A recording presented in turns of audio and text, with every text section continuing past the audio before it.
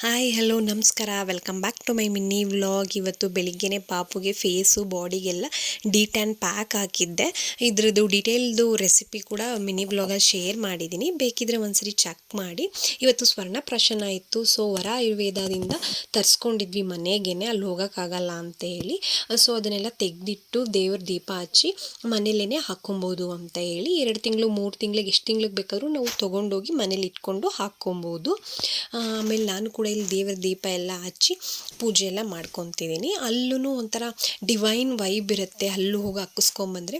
But ಹೋಗೋಕ್ಕಾಗಿಲ್ಲ ಅಂದಾಗ ಈ ಥರ ಪಾರ್ಸಲ್ ಕೂಡ ತೊಗೊಂಬಂದು ನಾವು ಮನೆಯಲ್ಲೇ ಹಾಕ್ಕೊಬೋದು. ದೇವ್ರ ಪೂಜೆ ಮಾಡಿ ಖಾಲಿ ಹೊಟ್ಟೆಲಿ ಹಾಕ್ಬೇಕಂತಾರೆ, ಬಟ್ ಆಗಿಲ್ಲ. ಇವ್ನು ಟಿಫನ್ ಎಲ್ಲ ತಿಂದ್ಬಿಟ್ಟಿದ್ದ. ಇದು ಒಂದು ಲಿಕ್ವಿಡ್ ಥರ ಇರುತ್ತೆ, ಅದಕ್ಕೆ ಏನೇನೋ ಮಿಕ್ಸ್ ಮಾಡಿರ್ತಾರೆ. ಇನ್ನೊಂದು ಜೇನುತುಪ್ಪ ಥರ ಇರುತ್ತೆ. ಇದು ಲಿಕ್ವಿಡ್ ಥರ ಇರೋದು ಫುಲ್ ಗಟ್ಟಿ ಆಗಿಬಿಡೋದು.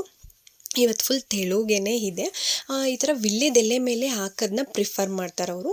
ನಾವು ಅಲ್ಲಿ ಹೋದಾಗೂ ಅಷ್ಟೇ ಪಾಪುಗೆ ವಿಳ್ಯದೆಲೆ ಮೇಲೇ ಚೂರ್ಣ, ಜೇನುತುಪ್ಪ ಮತ್ತು ಇನ್ನೊಂದು ಲಿಕ್ವಿಡ್ ಥರ ಇರುತ್ತಲ್ಲ ಅದನ್ನೆಲ್ಲ ಮಿಕ್ಸ್ ಮಾಡಿ ವಿಳ್ಯದೆಲೆ ಮೇಲೇ ಹಾಕೋದವರು. ಸೊ ನಾವು ಕೂಡ ಮನೆಯಲ್ಲಿ ಒಂದು ಬೌಲ್ ಒಳಗಡೆ ವಿಳ್ಯದೆಲೆ ಇಟ್ಟಿದ್ದೀನಿ. ವಿಳ್ಯದೆಲೆ ಮೇಲೆ ಮಿಕ್ಸ್ ಮಾಡೋಕ್ಕಾಗಲ್ಲ, ಆ ಕಡೆ ಈ ಕಡೆ ಹರ್ಕೊಂಬಿಡತ್ತೆ ಅಂತ ಹೇಳಿ ಈ ಚೂರ್ಣನ ವಿಳ್ಯದೆಲೆ ಮೇಲೆ ಹಾಕ್ಕೊಂಡು ಇನ್ನೊಂದು ಲಿಕ್ವಿಡ್ ಥರ ಇರುತ್ತಲ್ಲ ಅದನ್ನೆಲ್ಲ ಫುಲ್ ಪ್ಯಾಕ್ ಮಾಡಿಬಿಟ್ಟಿರ್ತಾರೆ, ಚೂರು ಚೆಲ್ಲಲ್ಲ ಅದು.